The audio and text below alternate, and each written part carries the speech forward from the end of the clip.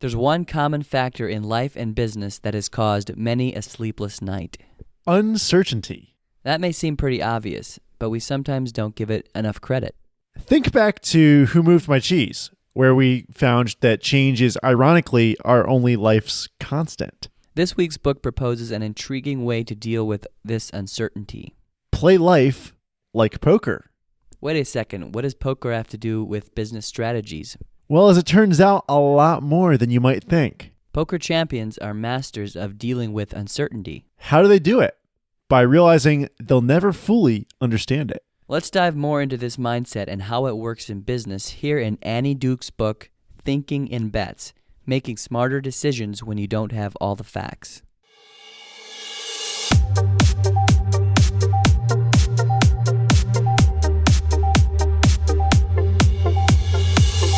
Welcome back. You're listening to Motivation Minute, where we unravel the timeless truths in that stack of books you've been wanting to read so that you don't have to.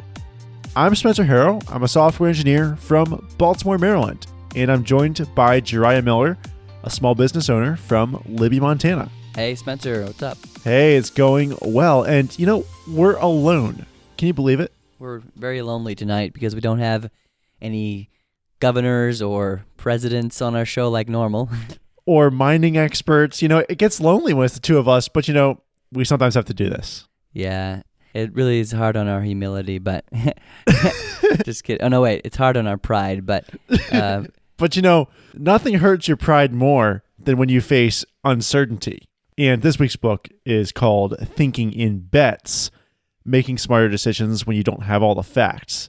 I think everybody struggles with uncertainty, and that's what causes a lot of anxiety and stress, more for some than for others. And I think that even people who are good at dealing with being in-the-moment decisions and being spontaneous, we still have this thing in the back of our mind, whether it's false beliefs or things that we're just not sure about in the future and we're scared about. And but this book kind of helps clear some things up, I guess. Yeah, and the way it kind of does it is saying you don't want to think about life like chess, which is kind of interesting. So the punchline is you want to think about life like poker, but here's why it's not like chess. In chess, you've got calculated, correct moves in any action. I'll just tell you, I was playing chess against my younger brother this weekend, and I got to the point where I had just a handful of pawns, a rook, and a king, and he had his bishop, his knight, 2 rooks, his queen, and his king. And I managed to get him in checkmate. Wow. How did I do it? Well, pure skill. I'm not very skillful at chess. Actually, funny thing, you can look me up online and I have a chess record because I was in, I don't even know what it was called anymore, but like the actual, I was in a professional chess tournament in middle school. Well, you have to be pretty good then for that. Well, you do, but this was a middle school chess tournament, but my records are still online and I forfeited both games I played. So my skill isn't that great, but I still managed to beat my brother with just a rook and a king. And how did I do it? Well, it's making a calculated, very correct move, even when I'm stuck. And it was almost an accident how it happened. I didn't realize it was checkmate at the time, but it ended up working out. Still was some skill, right? Because you knew what you were doing, yeah. So it was skill. But the thing about a game like poker is you can have all the skill in the world, but if you're not accounting for luck, you aren't accounting for the other factor that can multiply your actions in a way you don't expect, positively or negatively. Mm-hmm. So the whole point is life is like poker. Interesting. Yeah, I don't know anything about poker really. I've never played it, but and when she talks in the book about poker, life is like poker, not like chess. There's some things I thought that, maybe I disagree with this a little bit because, she was saying how life is all about luck and you never know what's going to happen. And it's not like chess, which I think some of us, especially in the self-help community, like to think like, life is like chess. Like you all the quotes about making like how you prepare yourself, making your own future, you can create your own destiny, blah, blah, blah, right. And I believe that, and there's a lot of truth in that. But this book actually has a very balanced view. It shows a little bit of the other side because, like you said, if you don't factor in luck, then you're going to ultimately end up failing or losing in a game or a game of life. And the way you handle luck is bets, which is what this book talks about, thinking in bets. So one of the principles of a really good bet that this book brings up is you start with what you believe, then you make a small bet on that, you get a result, and then from that result, you either experience luck or skill to get you to the next stage, which is the next bet. But they have different results. So luck pushes you out of the loop. Skill keeps you in the loop and you repeat. So when you factor in skill, it's a closed loop system. You keep improving. When you factor in luck, it can have the potential to bring you way uphill or way downhill without your control of what you're doing. Makes sense. So like when we talked in other books, like about like The Slight Edge, about how, you know, it's about all about gaining slight advantages over a long period of time in your life. Yeah. That's more like skill, but I guess, and that's what you can bet on. That's what you can count on. If you do stay skillful and you put in the work, like you'll gain slowly over time. But the thing we don't realize, that doesn't always work. Sometimes you'll get some horrible luck and you'll go way down, or you'll some good luck and you go way up. Right? Is that kind of how it is? Right. The book talks about this here in this principle called resulting. And that's where you think that the quality of your decision is the same as the quality of the outcome. And we're talking about how luck skews that. Well, when you have the mindset that your decision is equal to your outcome, that really hurts when you fail, because you thought you put in the right ingredients to get the right success, but it didn't work out. And the book brought up this great example of Pete Carroll, Seahawks head coach. They're in one of the Super Bowls that they were in recently, and they're at the 1 yard line, about to score a touchdown to win the game. They're behind at this point with a few seconds remaining, and Pete Carroll chooses to throw the ball instead of run the ball. The fans wanted him to run the ball because they had a really good running back. But what they didn't know was in the season, they'd been 66 for 66 on their throws at the 1 yard line. So in Pete's mind, it was a really sound decision, but the ball was intercepted. Okay. And he got a ton of flack for that decision later on. And that's a situation of resulting. Interesting. Where he had the right thought process, but the outcome didn't follow that. And the thing is with betting that you're going to win some and lose some. And the hardest part is losing that sum. Yeah. And in reality, you don't always lose because you made a bad decision, right? Right. It's not a bad decision that can make you lose. It's that the luck didn't play in your favor that time sometimes. Okay. Yeah, like it said, decisions are reviewed in hindsight. So the quality of the decision is determined by the success of the outcome. So basically, if you won, that was obviously skill. But if you lose, then that must have been bad luck. Or we can think of things like that. Or because that's emotionally how we feel. Yeah. So like if it works, it was like genius. But if it fails, it's a crazy, horrible decision. Why would you ever make that decision?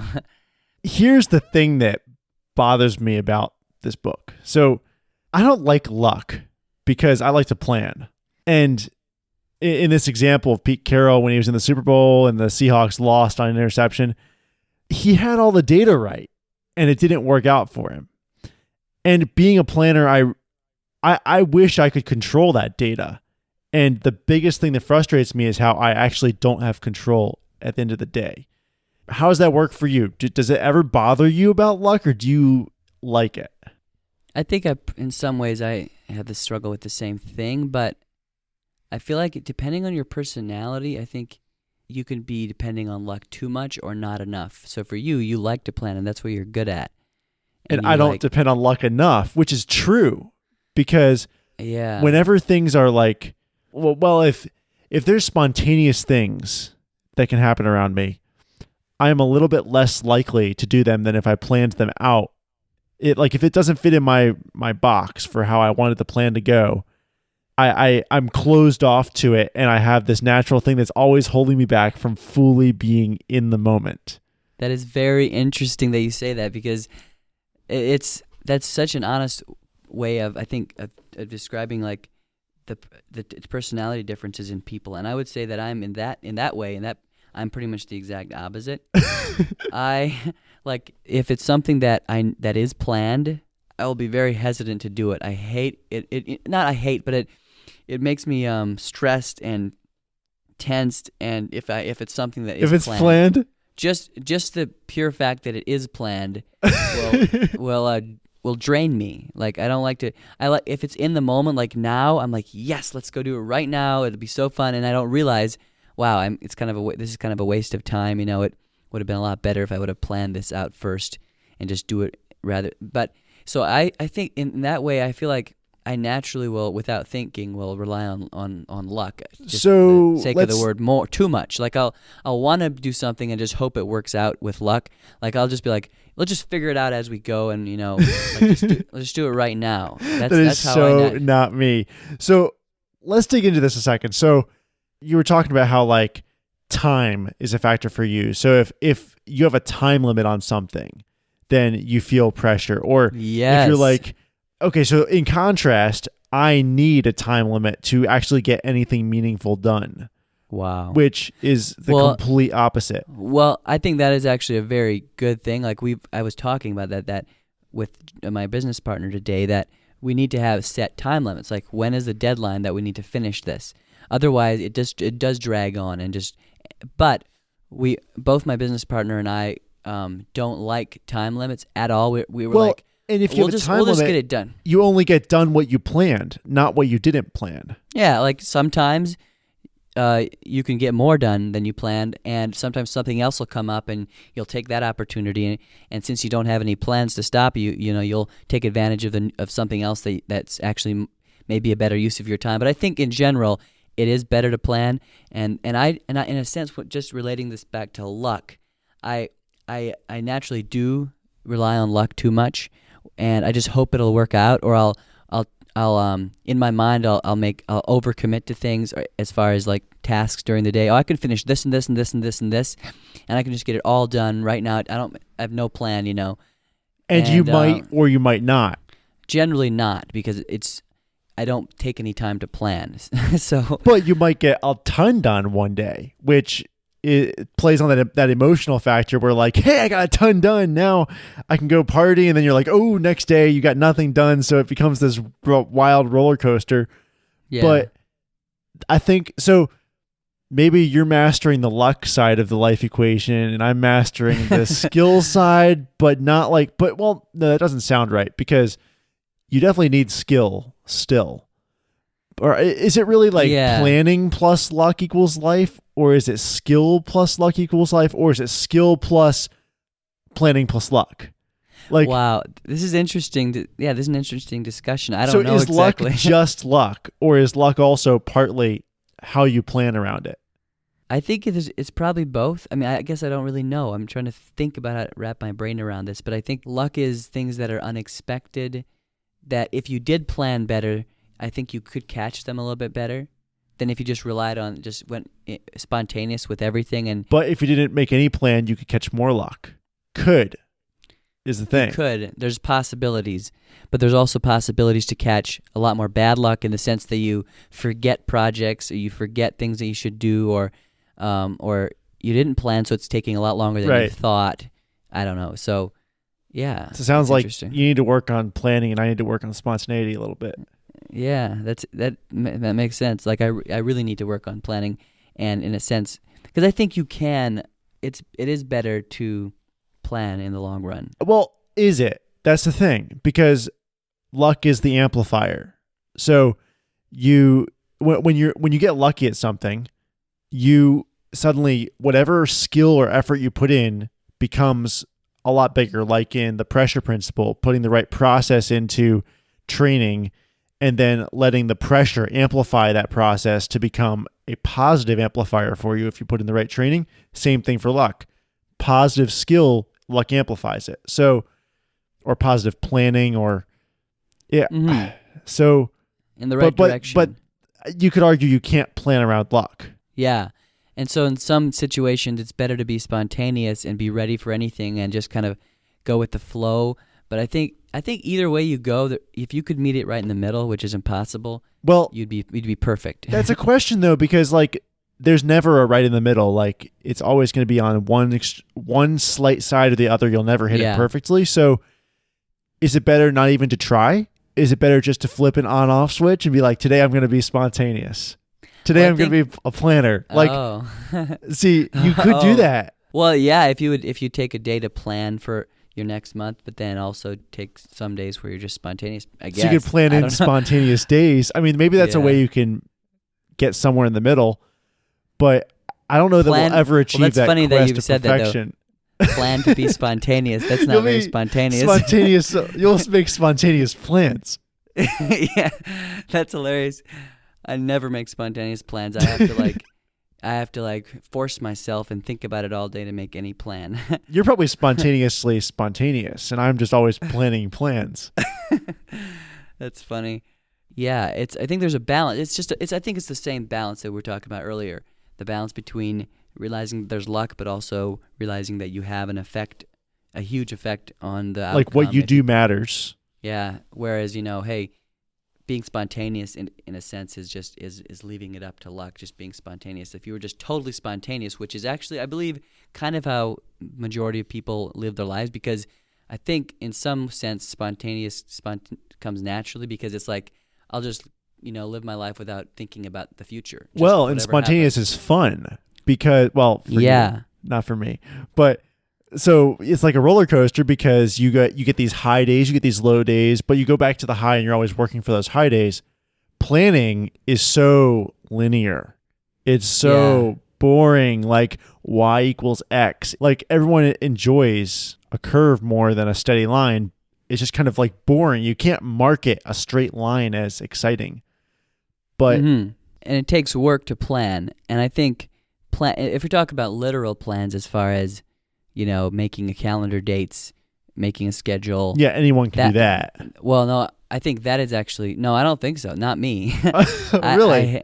That's where it's very hard, like, for me. And I think because I naturally would rather just leave it up to chance and hope, and I will be putting in the work, but it'll be very moment to moment work, in the back of my head, like not put down on paper, because that makes me feel like, like I'm trapped, like, I don't want to make, and that's something that's my weakness, That's interesting that we have completely opposite views of that luck, and how there's, the planning aspect, there's the spontaneous aspect.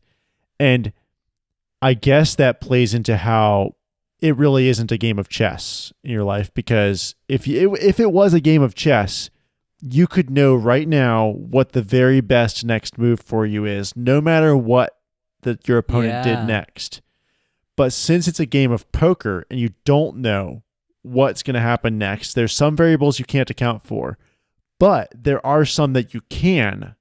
That's what makes it poker. Wow. That makes perfect sense. Like, it's not as straightforward as some people think. It's not black and white. Like, it's just all you got to do is work hard and, pull yourself up by your bootstraps. And those are important because you do, but it comes down to other factors. But if you never worked hard and pulled yourself up by your bootstraps, you'd never be ready for the other factors that could make it an even better effect on you. So that's kind of my takeaway, that there's no full control over the uncertainty in life that you can achieve. You only can have partial control that you're measuring very carefully. It's a calculated measurement, factoring in the uncertainty. So you calculate your uncertainty. You don't avoid uncertainty. You embrace it, understanding that if you can look at your facts, your choices, create probabilities around those, you can be a better planner and absorber of luck to make it easier to achieve greatness, I really like how you put that. I feel like some of our best episodes are kind of like this, where it's never it's not black and white. It's like, wait, there's this side. There's and still a this debate side. when you finish. It's the frustrating part for the planners. And I think that is actually, when you find the things that actually have the most meaning, or that when you learn the most, are ideas like this that are a balance. You have to understand both sides, and then you have to make a calculated move, and it's not black and white. Right. Well, that was a fun book. And if you want to hear a book like this every week, we do it here at Motivation Minute. Just tap subscribe if you haven't already. We love your reviews. Keep those coming in, especially on iTunes. It helps us out a ton when you can leave one. And check out our survey where you can share the books you want to hear and potentially come on as a guest as well. So we'll look forward to talking to you again next week. See ya. Bye.